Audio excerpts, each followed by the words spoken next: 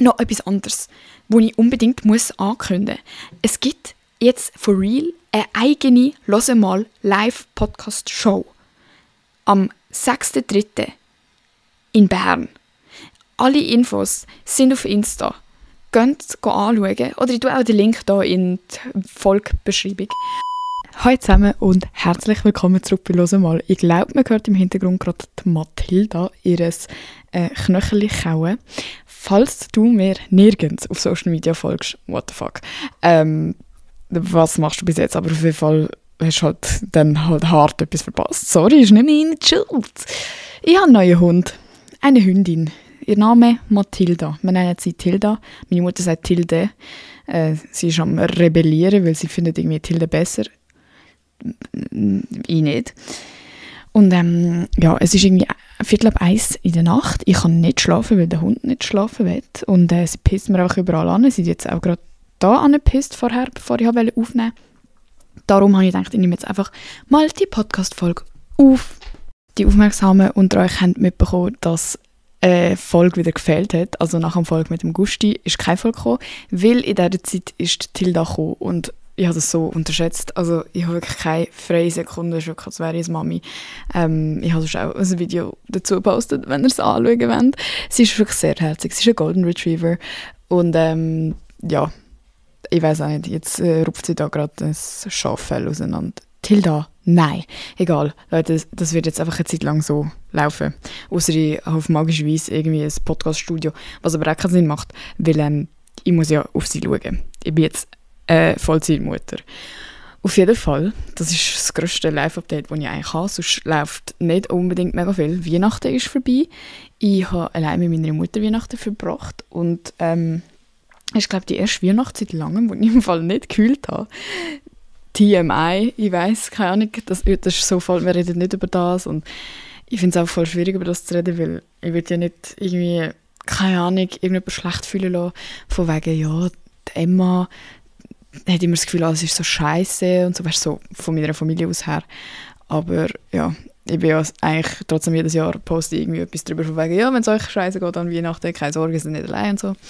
Das möchte ich auch jetzt nochmal sagen. Es ist, glaube ich, mehr, also leider halt mehr. Alter, Tilda, musst du jetzt alle Spielzeuge, die Geräusche machen, brauchen? Sorry, Leute. Eben, nein, es ist halt leider mehr normal als nicht normal, dass man sich an Weihnachten irgendwie allein fühlt oder irgendwie nicht am richtigen Ort oder einfach traurig ist oder keine Ahnung. Es ist halt so viel Erwartung verbunden mit diesen Festtagen und da fällt einfach so viel mehr auf, was du nicht hast, wenn du siehst, wie alle anderen feiern oder wie viele Geschenke alle anderen bekommen haben oder keine Ahnung, Alter, wie riesige Familien die alle haben und so. Aber auch die Leute, die ich kenne, die das riesige Familienfest haben, gehen am Schluss heim und sind zum Teil traurig, weil schlechte Aussagen getroffen werden, weil du irgendwie gehatet wirst, weil es einfach ein blödes so Umfeld ist, was auch immer. Darum, man fühlt sich immer so allein, aber ich will dazu mal sagen, es geht uns allen fast gleich, leider. Ich wünschte, es würde irgendwie nur mehr so gehen und alle anderen hätten mega tolle Festtage immer. Aber wenigstens fühlt man sich so ein bisschen weniger allein, wenn man das weiss. Ja. Ich hoffe, ihr habt geile Geschenke bekommen, falls ihr Weihnachten feiert. Auf jeden Fall ist das Thema heute meine Ins and Outs für das Jahr 2024. Das ist so ein kleiner Trend auf TikTok. Ich weiß nicht, ob ihr das gesehen habt, dass Leute so ihre quasi Do's and Don'ts fürs nächste Jahr postet. Und einerseits finde ich so, ja Bro, okay, das sind einfach generell Sachen, wieso muss das mit dem 2024 in Verbindung gebracht werden. Andererseits finde ich es irgendwie geil, weil man hat halt wirklich am Anfang des Jahres mehr so die Motivation und das finde ich auch cool, wenn Leute das so posten und zeigen und so. Darum habe ich gedacht, ich zeige heute meine Liste. Ich habe mir das extra aufgeschrieben für euch. Und vielleicht könnt ihr euch inspirieren lassen von dem. Vielleicht habt ihr für nächstes Jahr dann auch ein bisschen so Ins and Outs. Ihr könnt mir auch sehr gerne auf Insta eure schreiben oder kommentieren unter dem Post. Leute, ich brauche euch ein bisschen. He? Ihr hört alle. Ich sehe euch. Unsere Zahlen sind hoch. Wir sind viele mal Listeners. Aber ihr seid, glaube ich, alle so schüch wie ich. Und ich habe euch besser erzogen als das. Wir sind nicht mehr schüch. He? Ihr dürft bei mir nicht schüch sein. Nachher habe ich das Gefühl, ihr hasst mich, Alter, wenn ihr mir nie etwas schreibt. Das ist auch übertrieben. Es schreiben mir sehr viele Leute. Aber ihr müsst mir trotzdem mehr schreiben, Leute. Ich brauche eure Bestätigung. Naja. Auf jeden Fall fangen wir an mit den Ins. Und es ist so ein bisschen, also weißt du, Leute, es ist so ein bisschen eigentlich ein blöder Trend, low-key. Weil wenn du es In hast, dann kannst du dann ist das Out ja wie auch schon formuliert. So quasi, nächstes Jahr tue ich viel schlafen, dann ist das Out, ich tue nicht wenig schlafen. Wisst ihr, was ich meine? Aber ich habe es probiert so formulieren, dass es sich nicht die ganze Zeit überschneidet. Okay, also, die Ins. Fangen wir an mit etwas richtig, etwas, wo ich mich low-key dafür schäme, wo ich so mich cringe beim Machen, aber so ein Vision Board machen. Ich sehe das jetzt die ganze Zeit auf TikTok. Leute, ich bin irgendwie auf organisiert Girl TikTok gelandet und ich bin nicht mal hässig darüber. So ein Vision Board fürs nächste Jahr, wo du so in Fotos deine Ziele darstellst, weil anscheinend soll das so, keine Ahnung, Alten helfen, das so in der Realität zu manifestieren, was auch immer. Es geht mir gar nicht um das, dass es dann wirklich so true wird. Sorry, hure viel Anglizismen heute. Keine Ahnung, ich habe schon lange nicht mehr geredet. Ich bin literally nur mit einem Hund am Reden. Also, wir machen ein Moodboard, ein Vision Board, was auch immer, mit unseren Zielen. Und du hast wie so verschiedene Sektionen, sagt man das so? So zum Beispiel finanziell oder schulische Leistung oder Freundschaften oder Hobbys oder so, wo du alles so drauf tust, wo du dann wie so eine Orientierung hast, so was will ich eigentlich erreichen, weil es geht mir eigentlich nur darum, dass man so sich mal klar macht, was will ich überhaupt, weil wir machen uns so wenig Gedanken über das und dann kannst du es auch nicht verfolgen, wenn du gar kein Ziel hast und das ist eben bei mir immer so, ich bin immer so überfordert mit dem überhaupt so, ja, was will ich überhaupt? Bro, keine Ahnung, ich überlege es mir gar nicht und mache es auch gar nicht und bin dann einfach 5 Jahre die gleiche Person, weil es mir irgendwie jetzt anstrengend ist, mir zu überlegen, was ich gerne ändern würde oder was ich gerne beibehalten würde und so. Darum würde ich das machen. Und zwar, ich mache das aber nicht so professionell, glaube ich, so wie so eine Collage oder so. Ich glaube, ich mache einfach so ein Pinterest-Board. Be fucking for real, ich bin nicht geil genug, um das so zu machen. Und mit dem In kommt auch das In, dass man sich wirklich bewusst halt mit dem Vision Board und so, oder auch wenn man das nicht machen will, einfach sowieso mal eine Liste macht mit Sachen, die einem wirklich gefallen. Weil hure viele Leute schreiben mir auch, Bro, ich habe keine Ahnung, was ich für ein Hobby machen soll oder ich weiß gar nicht, was ich gut kann oder so. Dann hock an und überleg dir das. Weil wenn du es nicht weißt, wer soll es sonst wissen? Bro, wenn du, also weißt du, so, du musst es wirklich langsam wissen. Vor allem, wenn du in meinem Alter bist, wenn du jetzt so 12 bist, okay, das ist noch nicht für dich. So, es ist voll okay, dass du keinen Plan hast. Aber irgendwann ist es sonst einfach ein bisschen so, es wird einfach nicht besser kommen. Trust me, wir müssen einfach langsam anfangen, uns selber kennenlernen, auch wenn das einem irgendwie nie beigebracht wird und so auf die Seite geschoben wird. Und es ist ja nicht so wichtig. Doch, es ist wichtig, vor allem, dass man irgendwie zufriedener wird. Und keine Ahnung, es hat auch so ein bisschen mit Selbstbewusstsein zu tun, dass du weißt, du hast Sachen, die du gerne machst und du kannst auf die zurückgreifen, wenn irgendwie mal eine blöde Zeit kommt oder so, dann kannst du für dich selber da sein, indem du diese Sachen machst. Zum Beispiel, keine Ahnung, bei mir, ich bringe das Beispiel ja immer, irgendwie Zeit mit dir verbringen oder einfach im Bett rumliegen und verfaulen, low-key, das tut mir gut, andere Leute tun das nicht gut, wisst ihr, was ich meine? Und das überhaupt über sich selber wissen, ist einfach ein hilfreiches Tool für einfach jede Lebenssituation. Das nächste In ist Geld sparen. Leute, be fucking for real. Bin ich die Einzige, die dieses Jahr, ich glaube, ich habe noch nie so viel Geld ausgegeben wie dieses Jahr. To be fair, muss ich jetzt halt auch sehr viele Sachen allein zahlen, was ich früher halt einfach nicht haben müssen machen, weil ich ein Kind war und jetzt bin ich kein Kind mehr und verdiene Geld und alles und das kommt mir wahrscheinlich einfach so vor. Vor allem, weil einfach so hure viele Tierarztrechnungen gekommen sind dieses Jahr. Aber abgesehen von dem, weil ich halt auch Geld verdiene, habe ich das Gefühl, ich kann auch viel mehr Geld ausgeben. So, Bro, nein, das ist nicht der Sinn. Können wir aufhören? Also, ich finde es halt schwierig, weil ich finde so Leute, die halt wirklich keinen Rappen ausgeben, obwohl sie zum Beispiel mega viel Geld verdienen, so bin ich so, ja, okay, aber was ist, wenn du übermorgen stirbst und du hast kein einziges Mal etwas genossen und immer so hure geschaut und die so halbes verhungern lassen, obwohl du fett Cash am machen bist. So, das finde ich auch blöd, aber wir leben in so einer fetten Konsumgesellschaft und ich weiss, ich trage auch zu dem bei. So, Leute, ich bin fucking Influencerin. Ich bin ja das grösste Opfer von allen. Darum ist es auch schwierig. Aber einfach, wir haben das nicht nötig und es macht uns nicht glücklicher. Gewisse Sachen machen mich wirklich glücklicher zum Kaufen, das ist eben mein Problem. Aber ich muss aufhören, das zulassen, dass es mich so glücklich macht. Im nächsten Jahr möchte ich, dass mich andere Sachen glücklicher machen als meine fucking H&M-Bestellung. Sorry, das geht nicht. Ja, eben. Und auch können wir aufhören, so, je mehr Geld wir verdienen oder irgendwie je erwachsener wir werden, Warte, ich weiß nicht, wie ich das angefangen habe, aber so, man gönnt sich einfach mehr, weil man ist so, ja, jetzt bin ich erwachsen, jetzt kann ich das und das machen, jetzt habe ich Geld verdient. Nein, denk mal an deine Zukunft und denk mal dran, wenn du so bist wie ich, ansatzweise, dann fühlst du dich nachher schlecht dafür und bist irgendwie gestresst und hast so Angst, dass du eines Tages 0 Franken auf dem Konto haben wirst, obwohl das unrealistisch ist, einfach so. Weil wir sind jetzt auf uns allein gestellt. Auf jeden Fall die Leute in meinem Alter bald. Also, weißt du, was ich meine? So. Und das ist so das erste Mal, wo man das Gefühl bekommt von fuck, ich bin ja eigentlich für mich selber verantwortlich und meine Eltern können mir nicht das ganze Leben irgendwie helfen und ich kann nicht das ganze Leben daheim wohnen und irgendwann muss ich einfach allein auf der Beine stehen. Und ich glaube, wir können alle einfach besser schlafen in der Nacht, wenn wir ein bisschen auf unser Geld schauen und vor allem uns mal ein bisschen aufschreiben. Ich meine, die Leute haben das früher richtig hart gemacht, so Budget aufgeschrieben und Ausgaben jeden Monat. Vielleicht machen das Leute auch immer noch, aber ich glaube nicht so wie früher. Die Leute haben ja literally so ein Büchlein gehabt, so auf jeden Fall bei mir im Dorf, Alte. Und ich finde, das sollten wir wieder ein bisschen einführen. Ich weiß auch nicht, wie man das macht, aber ich werde mir das selber beibringen müssen. Weil ich glaube, wenn man mal sieht, was man wirklich ausgibt und für was, dann schämt man sich ein bisschen und kann sich selber so guilt-trippen und aufhören, so viel Geld auszugeben. Das ist meine Methode. Immer Manipulation, hä? Genau. Alter, so ein Joke. Was auch ist zu sich selber zu stehen. Und zwar in allen Hinsichten, wo es möglich ist. Es gibt Situationen, dort musst du einfach so ein bisschen drüber stehen und kannst nicht einfach immer dich selber so in den Vordergrund setzen, vor allem halt zum Beispiel beim Arbeiten oder ja, Bro, eigentlich nur beim Arbeiten, keine Ahnung. Ich weiß nicht, was es sonst noch gibt.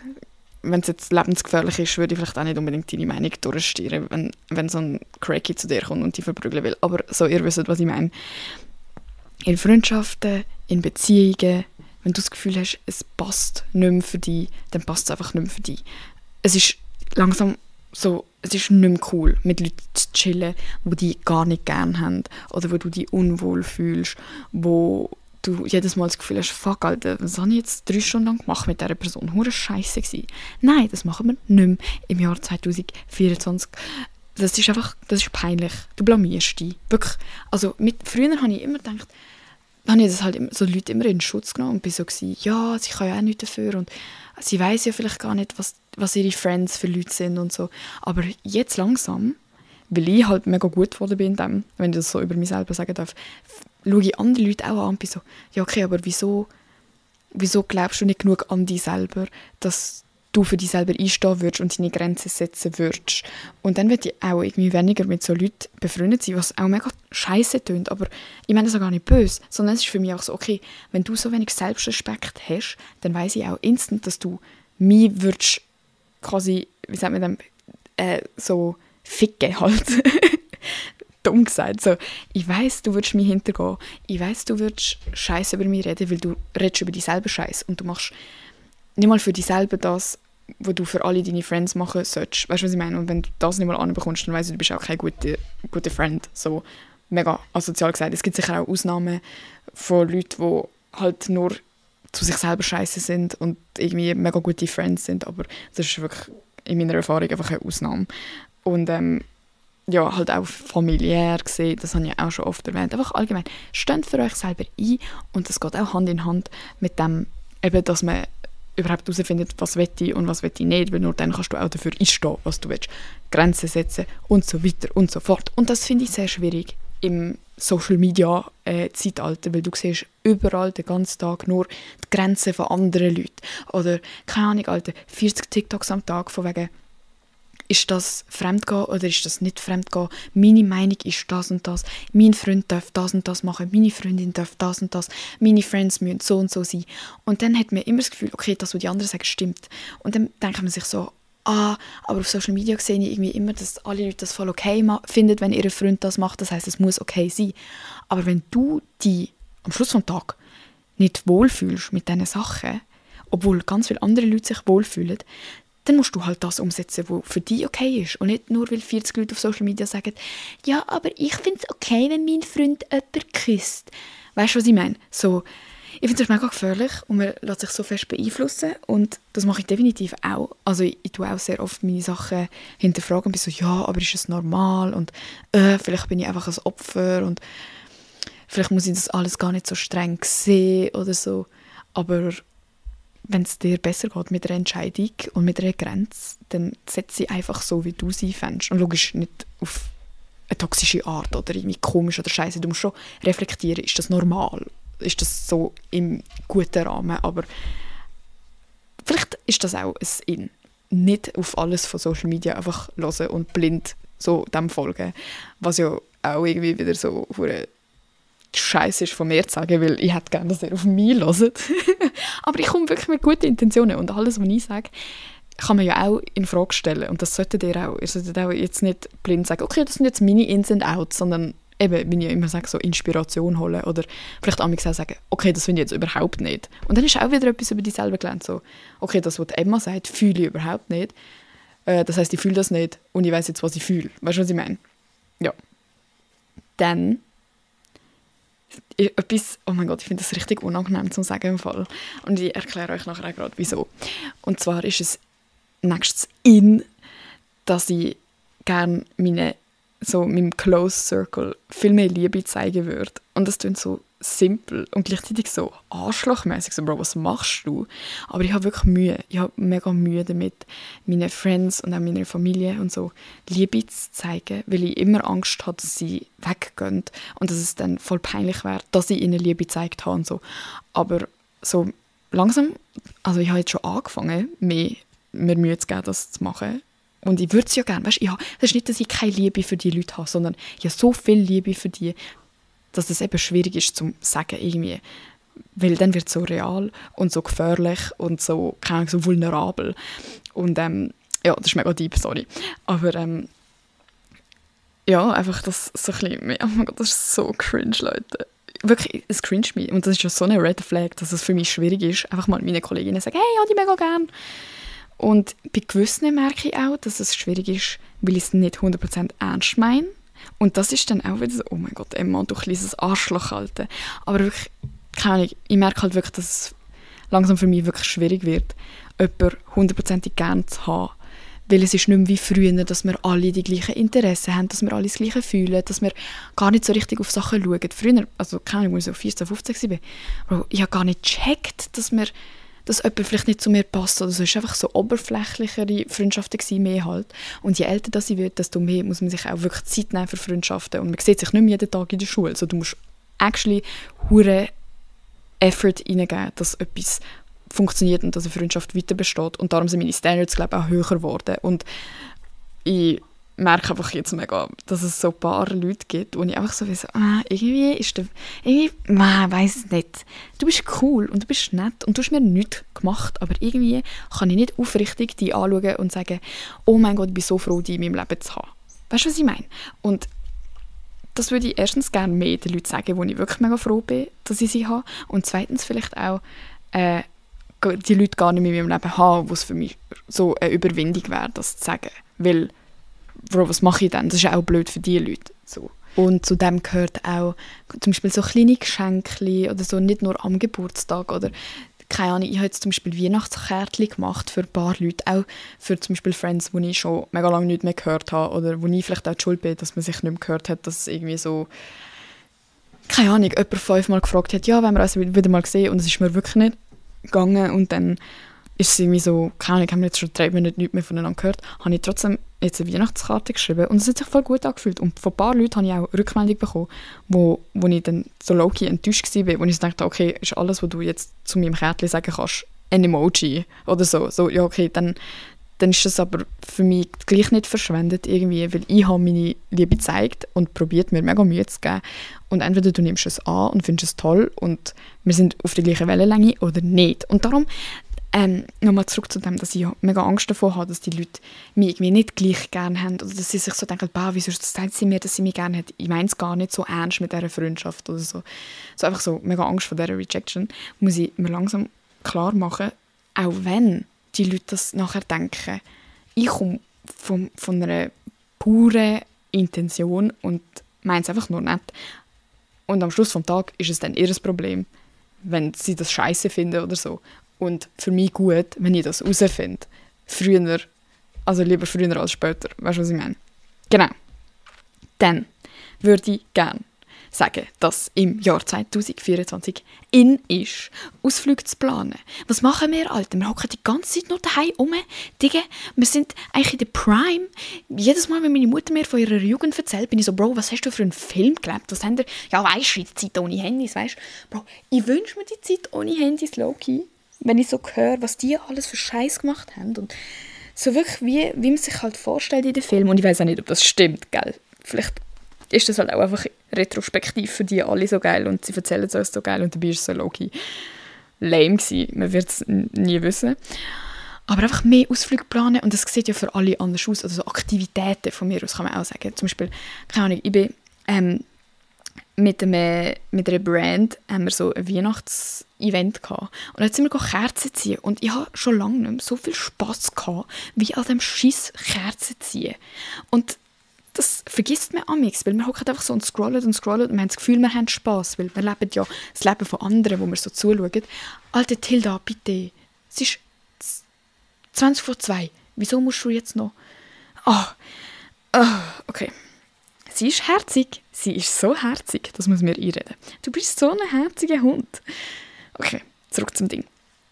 Eben, wir leben die ganze Zeit das Leben von anderen und fühlen uns, also unser Hirn kriegt ja den Dopaminschub. Es fühlt sich ja wirklich an, als hätten wir etwas Geiles erlebt. Aber am Schluss des Tages fühlst du dich gleich schlecht, weil du nur rumgehockt bist und nur am Handy gesessen bist.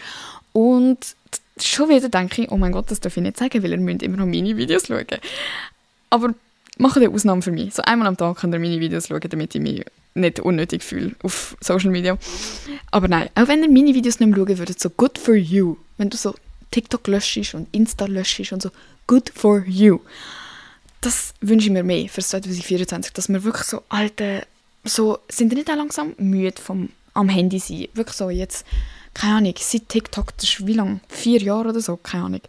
Ist es wirklich so geil gewesen für mich, zum auf TikTok hängen? So wirklich so, wow, es macht mega Spass und so.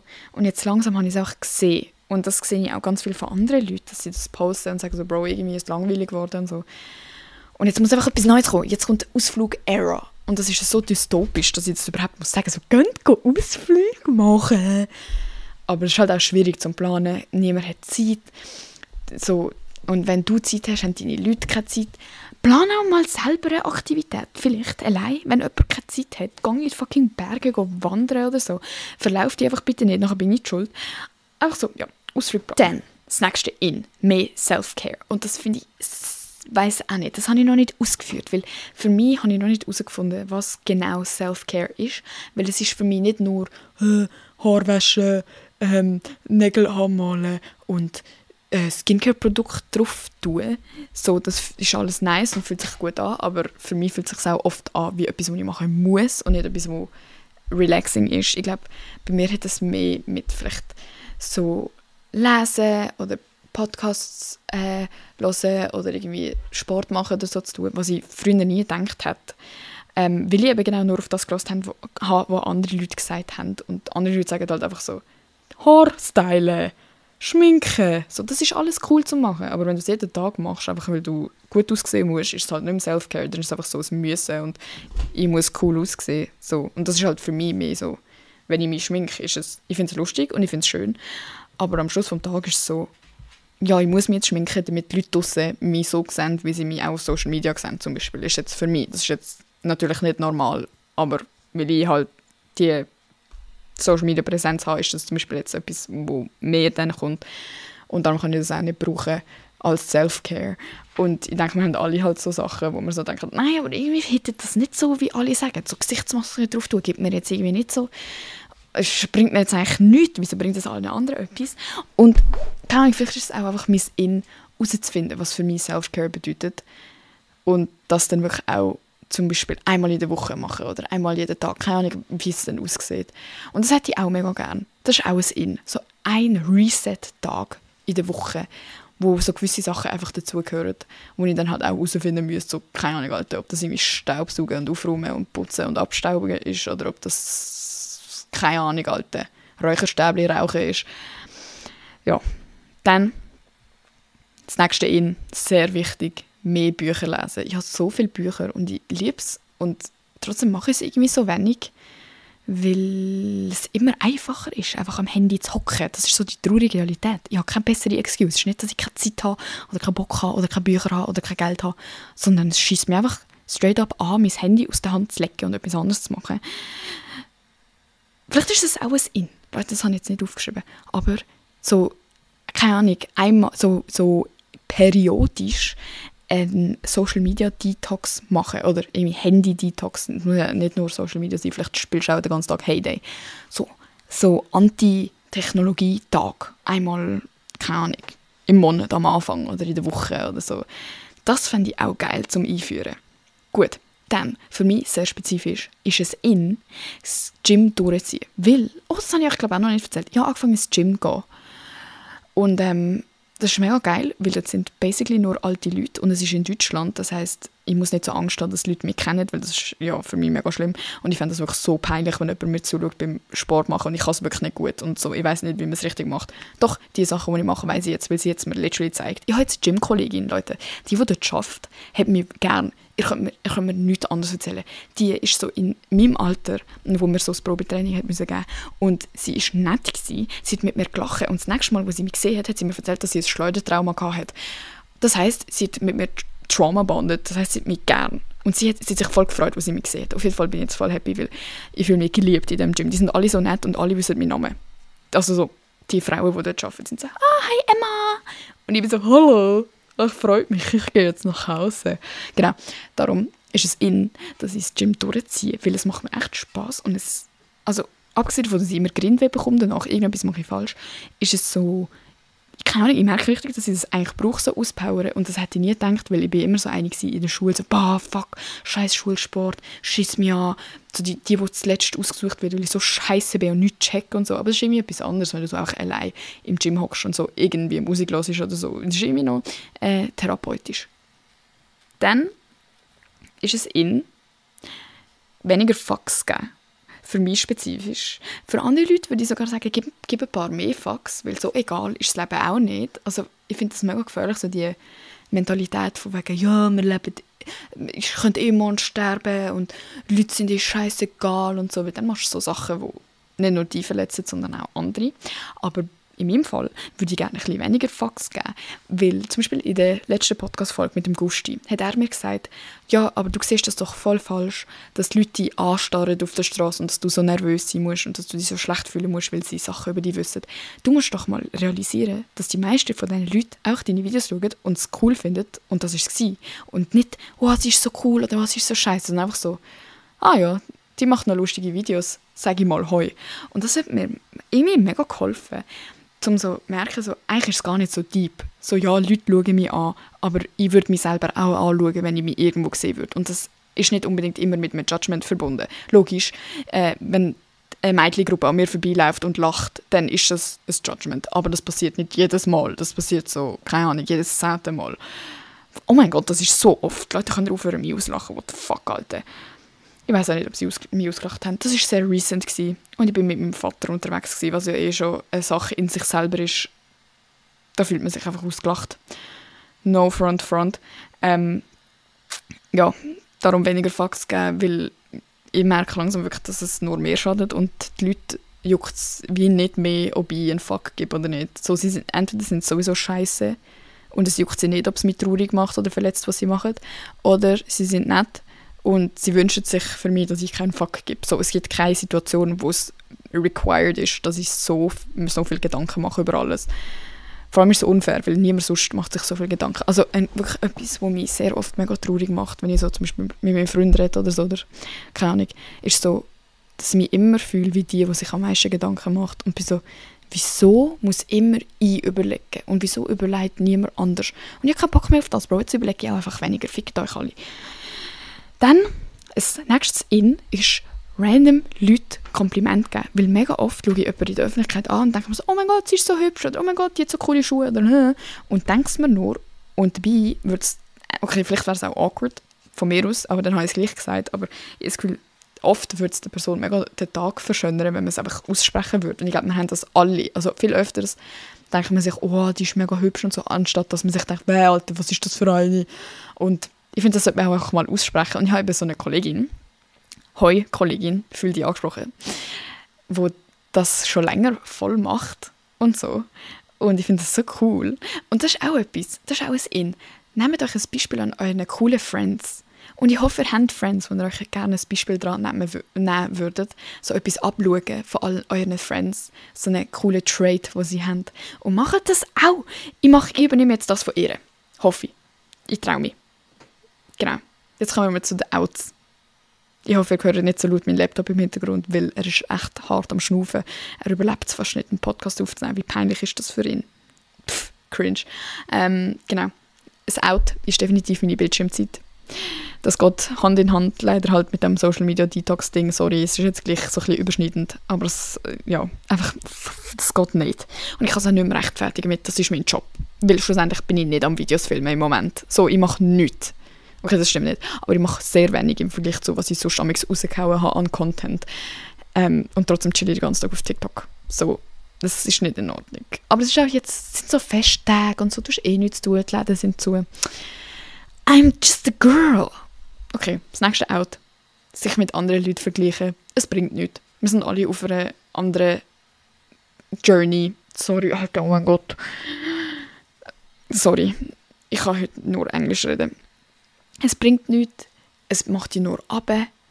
Und das ist auch einfach irgendwie blöd. Also weißt du, so, es bringt einfach nichts. Auch wenn ich mich jetzt mit meiner Kollegin vergleichen würde. So, das bringt nichts, außer dass unsere Freundschaft irgendwie so aufs Spiel gesetzt wird. Weil wenn ich neidisch auf jemanden bin, kann ich nicht 100% hinter dieser Person stehen und so «Woo, you go, girl!» machen, wenn ich dann so denke, «Aber ich will das auch!»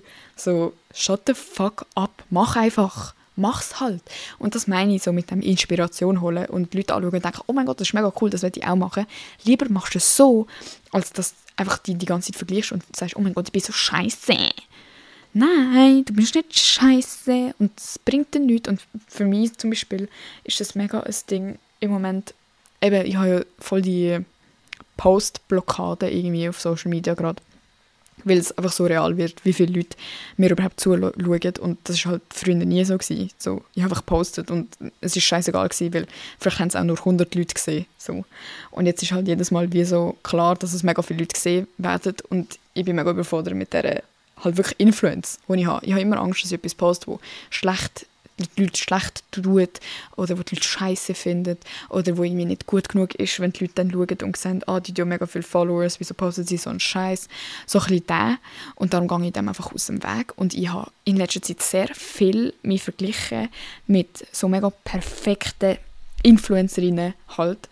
Zum Beispiel, wenn wir an Events eingeladen sind, dann denke ich immer so, Bro, wieso bin ich an einem Fancy-Event eingeladen mit all diesen, keine Ahnung, die sind halt auch älter als ich, oder so, keine Ahnung, 30-jährige Frauen, die alles im Griff haben, die irgendwie Kinder haben, die einen mega tollen Feed haben, die posten wirklich nichts, was echt ist. Und das finde ich dann, also weißt du, das weiss ich, und das ist auch gar kein Front an die, das ist auch ein bisschen eine andere Generation, oder? Aber ich weiss rational, Bro, die postet nichts echt. Wir sind am gleichen Event und die postet so einen Bullshit davon, wie geil das war, obwohl alle da gestanden sind und einander nur dumm angeschaut haben. Weißt du, was ich meine? Aber trotzdem denke ich mir dann so, ich wäre auch gerne so jemand, der so cool aussieht und der sich nicht schämen muss, um an so ein fancy Event zu gehen. Weil, weißt du, wenn ich dort ankomme, denke ich mir so, oh mein Gott, hoffentlich weiss niemand da, wer ich bin. Hoffentlich fragt mich niemand, was ich für Content mache. Hoffentlich geht niemand auf mein Insta jetzt gerade schauen, was ich für Videos habe. Weil es passt einfach nicht in das Schema. Und das rede ich mir die ganze Zeit ein. Und es ist so blöd, weil am Schluss werden meine Videos schlechter durch das. Und das kannst du halt auf alles beziehen. Oder in meinem Fall ist es jetzt halt die Videos. Aber das kann auch in der Schule sein oder beim Arbeiten oder in deinem Hobby, was auch immer. So, meine Videos werden schlechter, weil was mich ausmacht, ist ja genau, dass ich nicht so bin wie die oder dass ich einfach keinen Fick gebe oder dass ich manchmal grusig aussehe und das auch sage oder fluche oder was auch immer. Andere Leute schauen das vielleicht an und denken, oh mein Gott, wie kann sie so Videos machen, wo sie flucht? Und trotzdem ist es am Schluss vom Tag das, was mich ausmacht und wieso Leute meine Videos fühlen und ich muss mir das wie selber noch mal ein bisschen einreden, dass es nicht darum geht, dass ich Videos machen muss, wie alle die 30-Jährigen, die ein perfektes Leben darstellen. Weil das juckt niemand, Bro. Das juckt niemand mehr. Wir haben so viel von dem und gescheiter sollte ich wieder so ein bisschen einfach keinen Fick geben und mich nicht vergleichen mit denen. Ja, das war mein kurzer Real Talk. Sorry, Leute. Vielleicht kommt das auch mega so Obnoxious über das ist auch so etwas, was ich mega überdenke, immer, wie ich rede und ob das überkommt wie so ein überprivilegiertes Saugofen-Kind, weil ich in dieser Social-Media-Bubble bin und halt in dieser Situation bin, dass die Leute meinen, ich bin so reich, ich habe das geilste Leben, und das stimmt alles nicht, Leute, Bro. Ich zahle alles selber, ich habe so viele Tiere, die ich finanziere. Ich habe nicht eine reiche Familie, so, das kommt nicht so, ja, ich verdiene Geld, aber das Geld wird auch wieder ausgegeben. Und ich habe nicht das perfekte Leben und ich probiere das so hart zu sagen. Und dann kommentieren gleich Leute so, ja, das alles ist nur ein Rant von einer White Bitch. Kannst du eigentlich auch noch ein anderes Video machen? Weil ich halt ein Video mache, wo ich so sage, oh mein Gott, ich komme zu spät, get ready with me. Darum, ja, das finde ich auch, sagen wir mal, ob ich so töne wie out of touch, dumme Sau oder ob es immer noch okay ist, was ich rede. Weil, ja, ich bringe halt oft auch Beispiele aus dem Social-Media-Ding, weil ich halt auch zeigen, dass es etwas Normales ist und einfach ein normaler Job ist, wo man sich genau gleich scheiße fühlen kann wie in jedem anderen, nur wenn man gratis Sachen in Arsch gestopft bekommt. Ja, egal. Das nächste Out ist impulsiv Sachen kaufen. Es geht nicht. Das geht auch wieder mit dem Geld sparen. Bro, ich kaufe so viel Scheiß, den ich wirklich nicht will. Und ich weiss, es ist schlecht und ich will das auch gar nicht irgendwie glorifizieren oder so. Es ist einfach scheiße und ich will aufhören mit dem. Und das muss irgendwie funktionieren. Ich weiss nicht ganz wie, weil es macht mich sehr glücklich irgendwie trotzdem, für das, dass es nur Geld ausgeben ist. Aber es muss irgendwie sich ändern. Out ist auch Gossip. Und ich habe ganze Podcast-Folgen über das Thema gemacht. Also hört sie, wenn ihr sie nicht gehört habt. Einfach Gossip. Punkt. Zack. Boom. So eine gesunde Art von Gossip? Ja. So ein bisschen, was läuft bei der? Hast du das auch gesehen? Hast du das auch scheiße gefunden? Wenn es wirklich etwas ist, was scheiße ist und wo auch nicht über eine Person ist, die mega nahe ist, aber so, okay, wer verletzt das jetzt wirklich? Niemand. Und es ist auch gut, wenn man amigs mit Friends darüber reden kann, was man eigentlich scheiße findet und so, um das auch irgendwie klarstellen. Aber einfach so der räudige Gossip, nein, einfach nein. Und ich mag auch nicht mehr mit Leuten chillen, die die ganze Zeit nur gossipen. Ich habe wirklich wenig so Leute mittlerweile, aber amigs so einmal alle Schaltjahr treffe ich mich wieder mit diesen Leuten, weil ich so denke, vielleicht ist es jetzt anders und dann ist es absolut nicht anders und wir reden nur über Crushes oder nur über die gleiche Sau von vor 10 Jahren. So, okay, können wir etwas Neues reden, können wir über etwas Spannendes reden, das uns weiterbringt, bitte. Dann, ein Out ist auch, dass ich mir nichts aufschreibe. Digga, ich fühle mich immer so schlecht, weil ich habe kein Gedächtnis, Leute. Ich weiss nichts. Ich weiss nicht, was ich gestern gemacht habe, ich weiss nicht, was ich vor einem Jahr gemacht habe. Leute, die so sagen, ja, vorletztes Jahr im Februar, da bin ich in Costa Rica gewesen. Amazed me, weil ich es nicht. Und ich check nicht, wie man das kann. Und darum ist mir eigentlich wichtig, um ein Tagebuch zu führen oder irgendwie halt ganz viele Bilder machen oder ich habe sogar einen WhatsApp-Chat mit mir selber, um dort Sachen reinzuschreiben, damit ich es nicht vergesse, wenn was passiert ist. Und ich schäme mich irgendwie auch ein bisschen für das, weil oft verletze ich auch Leute mit dem, wenn ich sage, oh Bro, keine Ahnung mehr, sorry. Oder weißt du noch, wo wir dort sind? Nein, sorry. So, ich will mir Sachen aufschreiben und ich mache es nie, weil ich bin zu faul und es ist mir zu anstrengend und ich weiß nicht, wo anfangen. Und das ist auch wieder so ein bisschen der Perfektionismus oder so. Ich will nicht einfach ein grusiges Tagebuch führen. Ich will dann, dass es gut ist und gut geschrieben ist und schön aussieht und so. Und das funktioniert halt nicht. Und dann mache ich es einfach nicht. Und darum ist es out, dass ich mir nichts aufschreibe. Aber jetzt will ich das machen. Kopf. Nächstes Out. Oversharing. Ich bin so schlecht im nicht zu viel erzählen. Ich erzähle immer zu viel. Bro, gerade letztens auch an diesem scheiß einen Event. Ich bin einfach mit einer Gruppe von Leuten, die ich wirklich nicht gut kenne, weil niemand eingeladen war, den ich so oft sehe oder so. Und ich erzähle einfach gleich schon so Sachen, die niemand wissen sollte. Und wenn ich nachher heimgehe und mich schlecht fühle und Angst habe und so gestresst und nervös bin, weil ich Angst habe, dass die Leute das weiterverzählen oder mich jetzt doof finden. Und wieso haben die Leute das müssen wissen? Wieso bin ich immer das Entertainment für so? Wenn ich einfach nicht weiss, was sagen, anstatt einfach die Fresse heben, weil das kann ich ja nicht, habe ich auch Erfolg darüber gemacht, wieso es wichtig ist, dass man die Fresse heben soll. Weil ich auch die Fresse nicht heben kann, erzähle ich dann, weil es awkward ist, einfach etwas von mir selber. Und ich bin dann das Entertainment, anstatt einfach die Fresse heben und aushalten, dass es halt jetzt awkward ist, weil wir einander nicht gut kennen und weil wir jetzt einen Abend miteinander verbringen, obwohl wir nichts gemeinsam haben. Das ist übertrieben. Die mit denen ist schlussendlich gechillt haben, sind wirklich nachher gut gewesen und so, aber am Anfang war es einfach mega awkward gewesen. Und das schießt mich einfach an. dass ich mich immer so schlecht fühlen muss. Und ich fühle mich, glaube ich, nie gut nach dem Oversharen. Es gibt nicht eine Situation, wo ich so denke, das ist jetzt gut gewesen, habe ich das erzählt. Weil es ist dann nur ein Sharen und nicht ein Oversharen. Und das Oversharen ist auch immer scheiße. Und ich muss aufhören mit dem. Und das letzte Out ist Selbstzweifel. Das ist so unnötig. Alle anderen zweifeln an mir. Wieso muss ich selber noch an mir zweifeln? Und ich finde, es ist gut, wenn man so kritisch ist und sich verbessern will und sagt, nein, das kann ich besser und so. Aber du musst nicht alles Scheiße finden, was du machst. Das ist peinlich. Hör mal auf. Sagen wir einfach, alle die Sachen sind peinlich ab jetzt. Es ist peinlich, wenn du overthinkst. Es ist peinlich, wenn du overshare. Nein, das ist auch blöd. Das ist so. Ich will ja niemand schämen. Außer mir selber. Aber einfach aufhören. Weil es ist auch, das ist auch so etwas, wo ich an mir selber mega cringe finde und wo ich auch zu mir selber sagen würde, ja, ich weiß nicht, ob ich mit dir hure gut befreundet sein, wenn du nur Scheiße über dich selber reden kannst. Wieso sollte ich dich cool finden, wenn du dich selber nicht mal cool findest? Weißt du, was ich meine? So, ich werde nächstes Jahr, hoffentlich, mein grösster Fan. Nicht im arroganten Sinn, aber so im gesunden Sinn. So, wow, Emma, go off, du machst das gut. Hoffentlich. Und ich hoffe, ihr macht das alle auch. Und ich hoffe, ihr habt irgendwie so etwas mitnehmen können von dem. Vielleicht sind es auch alles dumme Ideen für euch, aber dann wisst ihr jetzt, dass das für euch keine gute Idee ist. Schreibt euch doch auch eine Liste auf von euren Ins and Outs oder Do's and Don'ts oder was auch immer. Es gibt 100 fucking Versionen von dem und jedes Jahr ist eigentlich das Gleiche, aber einfach mit einem anderen Titel. Ich finde es auf jeden Fall cool. Und ich hoffe, ich bin jetzt mehr into that type shit.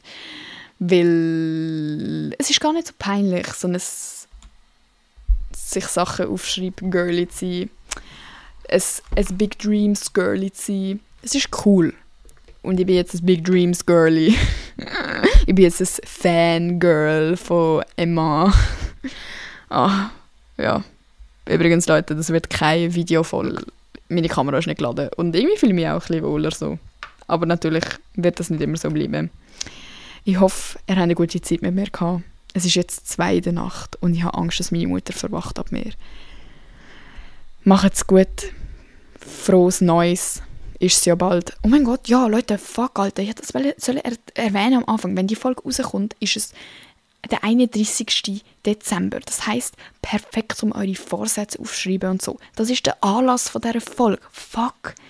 Ja, reingeschissen, scheiß Einleitung gemacht. Aber ist okay, Emma. Ich bin dein grösster Fan. Es macht gar nichts. Ja. Xander, ich bin so eine Queen. Macht's gut, Leute. Und es ist nie zu spät, um etwas zu ändern. Und es ist auch nicht cringe, gerade für 2024 sich Sachen aufschreiben. Juckt, lieber machst du es so als Neujahresvorsatz, als gar nie. Sollen die Leute sagen, du ziehst es eh nicht durch. Ja, dann ziehst du es halt nicht durch, dann machst du es halt nächstes Jahr. Juckt. Die Leute machen es selber einfach nicht. Jetzt bin ich in meinem Hate-Modus, sorry. Tschüss zusammen. Gute Nacht. Macht's gut.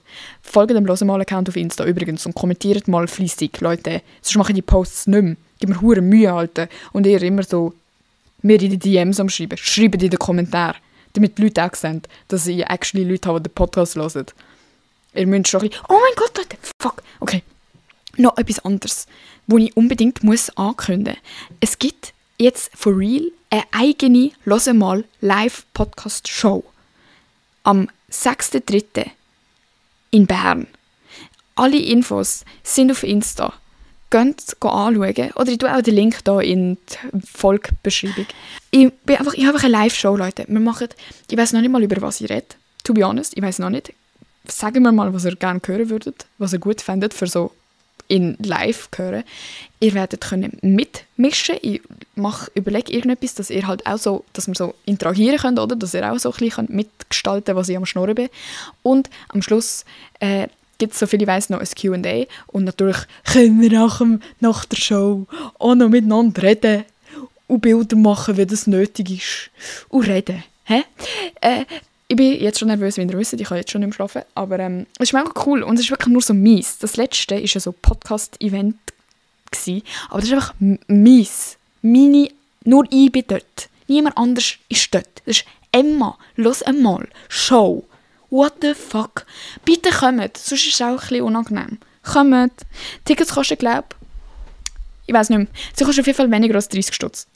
Das weiss ich. Schenkt eurer Bestie die meinen Podcast auch hören sollen, ein Ticket, dass ihr zu zweit gehen könnt. Ich weiss, es ist ein bisschen blöd in Bern. Da haben mir schon viele Leute geschrieben, so, Bro, wieso machst du in Bern? Das kann ich nicht. Kommt einfach trotzdem mal. Kommt. Ich weiss, es klingt hart manipulativ. Ich meine es aber wirklich ernst, so, als wären ihr meine Friends. Oh mein Gott, meine echten Friends wollen im Fall kommen und ich habe es ihnen strikt verboten. Vielleicht muss ich sie gleich einladen, wenn niemand sonst kommt. Naja, ich bin am Ramblen. Tschüss zusammen. Danke fürs Zuhören. Bis nächste Woche.